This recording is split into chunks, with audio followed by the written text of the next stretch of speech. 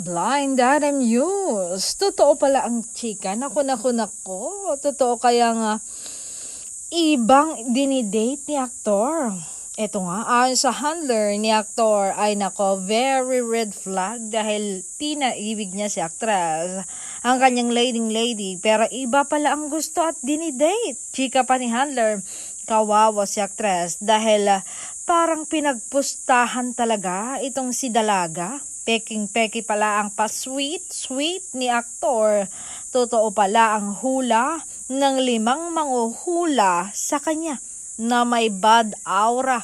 Itong si aktor, bait-baitan, sweet-sweetan para sa karir lamang.